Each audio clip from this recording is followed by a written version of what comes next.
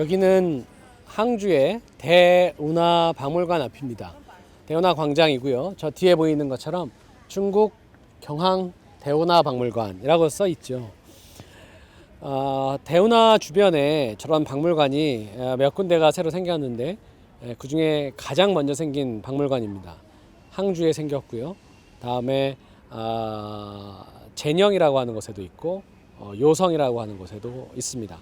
각 도시들이 대운하를 가지고 자신들의 도시에 우리나라의 마치 지방자치제처럼 도시를 대표하는 운하도시로서의 특징을 하기 위해서 운하박물관이 있는 것입니다. 이 안에 있는 여러 운하에 대한 발굴된 자료라든가 이런 것들이 있고요. 이 광장에서 바로 왼쪽으로 또 보시면 저기 높아 있는 호텔이 있는데 저 호텔은 바로 대운하 호텔입니다. 이름이 이제 대운하 호텔이고요.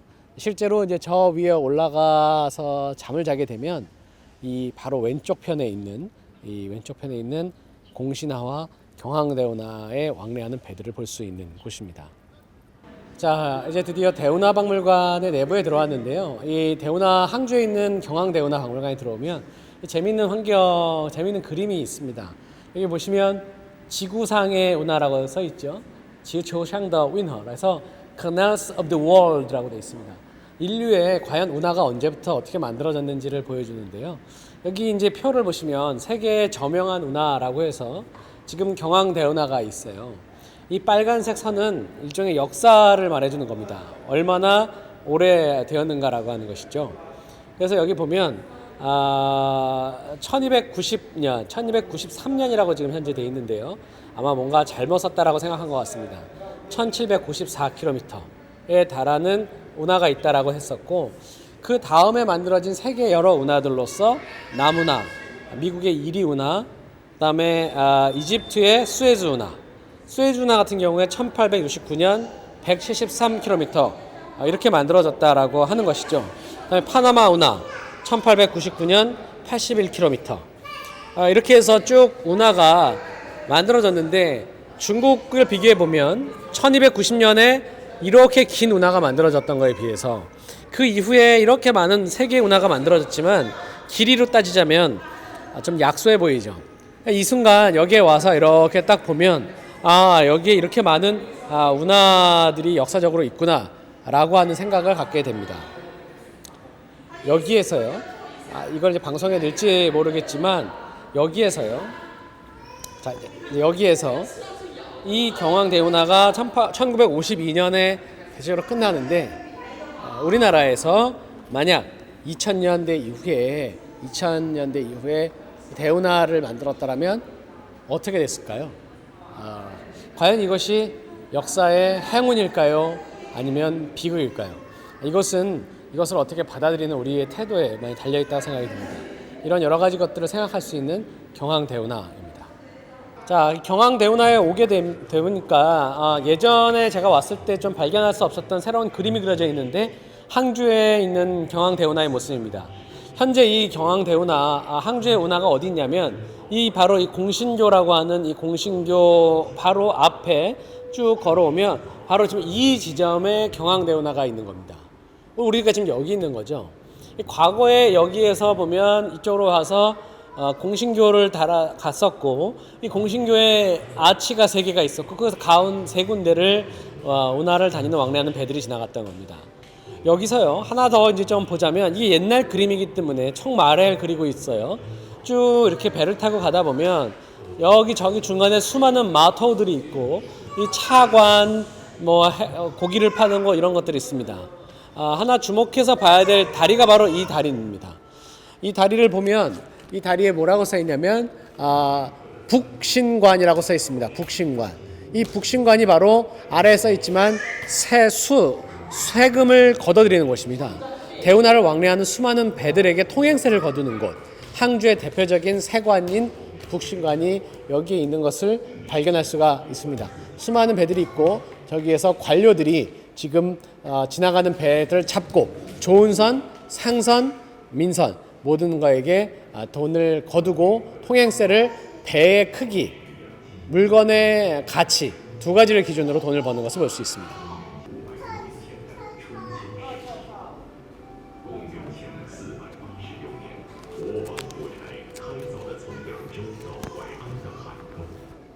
네, 이 부분은 황하에서 회수까지 연결하는 통제거라고 하는 곳입니다. 여기 이제 파란색으로 나오게 되는데요. 회안에서부터 이쪽에 있는 곳까지 흐르는 북경에서 지금 항주죠. 이 구간을 지금 보여주고 있는 부분입니다. 이 부분은 각 구간들을 보여주는 건데 산양독이라고 합니다. 회수에서부터 양자강까지죠. 여기 회수 노란색으로 보이는 회안에서부터 밑에 양주에 이르는 양자강까지의 산양독입니다. 이것은 강남운하입니다. 강남운하라고 해서 양자강에서부터 전단강, 항주가 있는 전단강까지고요. 바로 여기에 보이는 노란색 구역이 바로 그 강남운하가 되겠습니다. 다음은 영제거인데요. 이 영제거라고 하는 것은 수양제가 만들었다라고 알려져 있는 것이죠. 낙양에서부터 시작해서 이쪽에 있는 탁군, 북경까지를 말하는 것이고 이것이 수양제가 운하를 만들 때 군사적인 용도로 사용했던 구간입니다. 이 장면은 수나라의 양제입니다. 우리가 일반적으로 교과서에서 중국의 대운하가 언제 만들어졌는가 라고 얘기할 때 수나라 양제를 얘기하죠. 바로 수양제의 형상이고요. 수양제가 영제거와 통제거를 개통하면서 남과 북을 연결하는 대운하를 만들었죠. 물론 수양제는 이 운하를 만들면서 너무 많은 노동력을 사용했고 재력을 사용하면서 나라가 망하는 데 하나의 역할을 했습니다만 수양제의 대운하 이후에 대운하는 남과 북을 하나로 일치시키면서 중국의 남북 통일, 대일통을 이루는 중요한 기치를 하기도 했습니다. 바로 이 수양제가 강남으로 용선이라고 하는 배를 타고 와서 유람을 즐겼다라고 알려져 있고 그래서 그는 당시 수도였던 장안이 아니라 지금의 양주에 그의 무덤이 있습니다. 자, 여기는 그 원나라 때에 대운하를 완성할 때 쿠빌라이를 도와서 대운하에 아주 중요한 공정 역할을 많이 했던 원나라의 한족 관료인 곽수경입니다.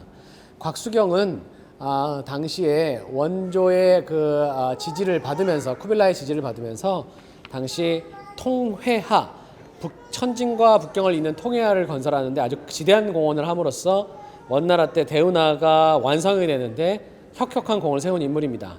물론 우리에게는 당시의 천문학이죠. 당시의 수시력을 받아들여서 적용하는 데에도 곽수경이 큰 역할을 했었습니다.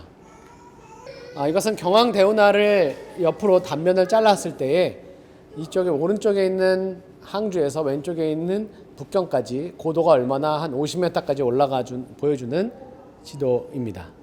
요 아래에 있는 거는 이 물이 여기 있어야 되는데 관문을 보여주는 거거든요. 이 관문에 물이 차오르면 이 배가 이렇게 올라가고 배가 올라가면 이 관문이 열리면서 요 다음 단으로 연결되면서 점점 고도가 낮은 지역으로 배가 어떻게 운행하는지를 보여주는 장면입니다. 지금 이것은 오늘날 현대의 관문인데요. 서로 다른 수위차를 어떤 방식으로 이 배가 통과하는지를 보여주는 관문입니다. 이것은 과주, 즉 양자강에서 양주로 들어가는 입구에 있는 항구 도시인 과주에 있는 관문이고요. 이것은 진강, 양자강 남쪽에 있는 진강의 관문이고요. 이것은 양주의 관문이 되겠습니다. 이것은 제녕의 관문입니다. 다음 이것은 경왕대운하가 모두 하나, 둘, 셋, 넷, 다섯, 여섯, 크게 보면 7개 이런 여러 작은 운하들의 결집으로 되어 있다는 걸 알 수가 있고요. 항주에서부터 시작하면 강남운하가 약 330km, 양주에서 회안까지 리운하가 190km, 그 위에 있는 중운하가 186km, 노운하가 480km, 남운하가 400km, 북운하가 186km, 곽수경이 만들었다고 하는 통회하가 22km가 되겠습니다. 이게 약 1800km에 달하는 경왕대운하를 보여주는 곳이고요. 이른바 저기는 원대의 조운하라고 되어 있습니다.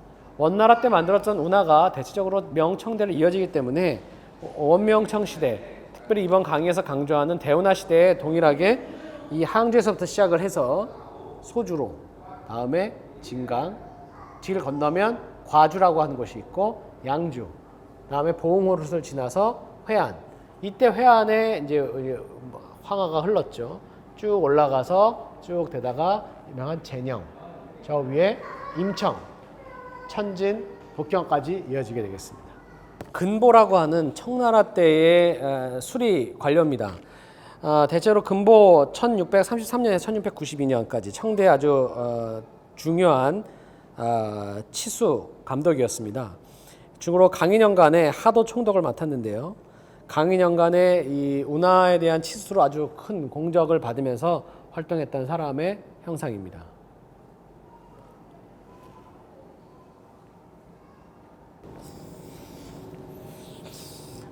당시에 농업용수는 운하의 굉장히 중요한 기능 중에 하나였었는데요.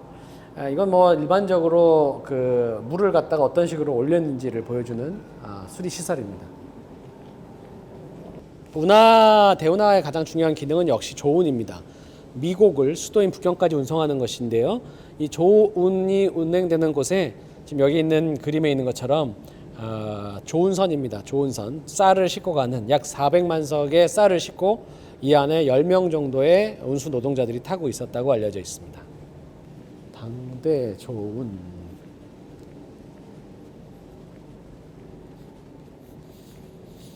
자, 이곳은 우리가 이번에 제가 직접 답사를 하지 못했지만 대운하의 중요한 거점인 회안에 명청시대에 조운을 감독하는 조운총독의 관서의 사진입니다. 조운총독 관서가 이렇게 있고요. 그곳에 회안에서 남과 북을 왕래하는 조운선을 감독했습니다. 이거는 청대에 소주라고 써 있죠. 소주부에서 쌀 미곡의 양을 그 용량을 측정하는 기구입니다. 이 안에서 쌀을 이게 몇 석이다 이런 걸 계산을 했던 겁니다. 이게 수나라 때 동전인 오수전으로 실제 오수전인 것 같아요.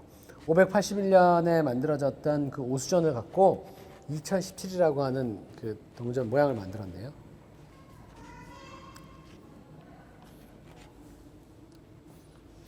요것도 좀 찍어주시면 좋겠습니다. 당시 동전을 이렇게 다 묶고 다녔거든요. 당나라 때 개원 통보를 이렇게 동전이 천원지방이라고 하는 하늘이 둥글고 땅이 네모나타라고 하는 가운데 구멍이 뚫려 있잖아요. 그걸 연결해서 약 1000개를 모으면 지금 이런 모양으로 들고 다닌 것을 볼 수가 있습니다.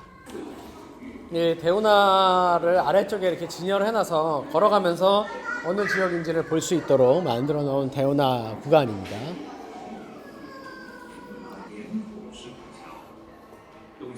우리가 보았던 항주에 있었던 공천치하오, 공신교회를 모형으로 만들어 놓은 장면입니다. 역시 대운하 했을 때 우리가 마테오리치를 잊을 수가 없는데요. 북경에서도 우리가 이마도를 봤었지만 여기 이제 리마도라고 되어 있죠. 마테오리치에 대한 얘기가 있고 마테오리치가 와서 어떤 방식으로 북경까지 갈 때 대운하를 이용했는지를 볼 수 있도록 되어 있고요. 당시에 이제 여기서 이렇게 딱 보면 마테오리치와 서광계 혹은 마테오리치가 와서 어떤 활동을 했는지를 보여줄 수 있는 곳이 있습니다. 이렇게 돌려가면서 마테오리치가 16세기 말에 중국에 왔던 이야기 이런 얘기들이 있습니다. 이 사람은 보합정이라고 하는데요. 아마도 당시에 그 남송시대 때 양주에 와서 살았던 일종의 그 네스트리우스교 전교사라고 알려져 있는 사람입니다. 양주에 그의 묘소가 있는데요. 여기 이 형상인지는 정확하게 모르겠지만 그것을 여기 보여주는 한 장면입니다. 그 묘소가 지금 요 옆에 있습니다. 양주에 있는 푸허띵 미아오라고 해서 그 묘가 이렇게 있고요. 역시 여기에 그 관련된 이야기들이 있습니다. 멀리 그 1780년대에 영국의 사절단으로 왔던 맥카트니 경에 대한 이야기가 있죠. 맥카트니 경이 와서 권룡제랑 만난 이후에 돌아갈 때 대운하를 이용해서 내려갔거든요. 그때 남겼던 기록들이 대운하를 연구하는 굉장히 중요한 기록입니다. 현재 권룡제에게 아련하는 맥카트니의 모습을 그린 그림입니다. 이게 상당히 정확한지 아닌지 잘 모르겠어요. 왜냐하면 저때 3개 구고두의 예를 하느냐 안 하느냐, 즉 황제 앞에서 무릎을 꿇고 머리를 조아리는 3번 머리를 꽂고 9번 머리를 조아리는 이 의례를 대단히 중요한 조공을 할 때 의례인데요. 그걸 할 것이냐 말 것이냐를 가지고 논쟁이 많았습니다. 그런데 지금 이 그림을 보시면 적절하게 절충되어 있는 모습을 볼 수가 있습니다. 무릎을 꿇었습니다마는 머리를 조아렸는지 아닌지 정확하게 알 수 없는 바로 저 그림입니다. 역사 속에 굉장히 중요한 미스테리 중에 하나죠. 자, 이게 바로 운하에 어떤 종교적인 시설이 있었는지를 보여주는 것인데, 지금 저는 조운선입니다. 어떻게 알 수 있냐면 조량이라고 써 있잖아요. 조운에 필요한 양식입니다. 이 배는 조운선이고, 이 조운선에서 운송하는 여러 운송자들이 지금 어린아이도 있습니다만 무엇을 하고 있습니까? 제사를 지내고 있죠. 절을 하면서 기원하고 있습니다. 무엇을 기원하고 있을까요? 안전한 운행입니다. 그들을 도와줄 수 있는 신은 어떤 신입니까? 바로 수로이기 때문에 수신이죠. 그래서 여기 나오면 운하의 수신이다라고 해서 운하에서 제사 지내는 그러한 것들을 그려주고 있고요. 바로 이러한 운하에서 제사 지내는 대상으로서 금룡 4대왕묘 혹은 천비묘 이런 여신들의 역할이나 운하의 신들이 굉장히 중요한 역할을 했다는 것을 이해할 수 있겠습니다. 굉장히 중요한 자료입니다.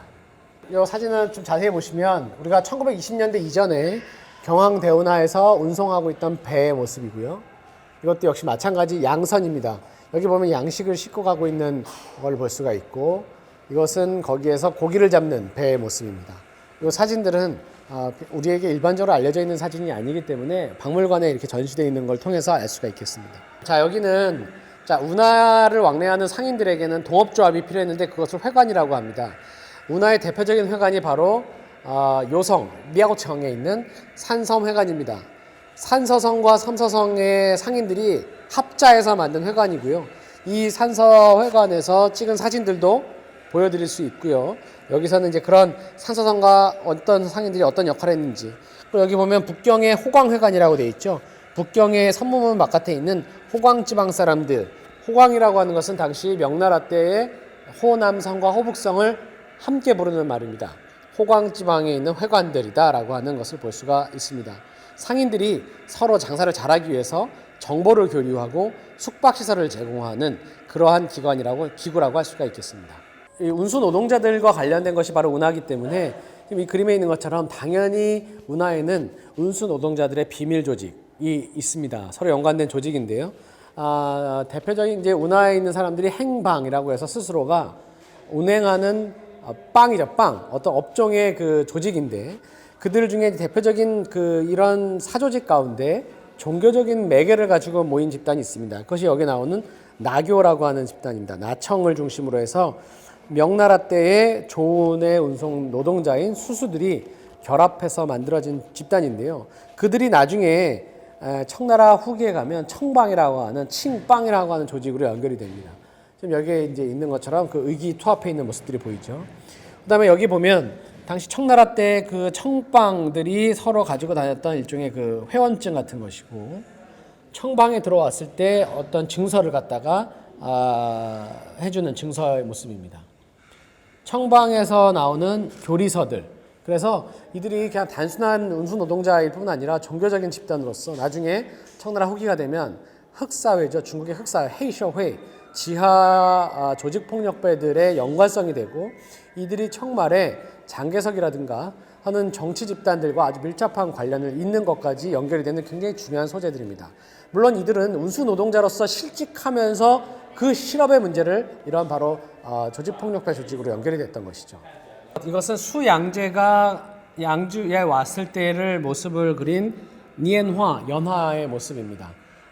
우리가 그때 모습을 좀 상상으로 사람들이 어떻게 볼 수 있는가를 보여줍니다.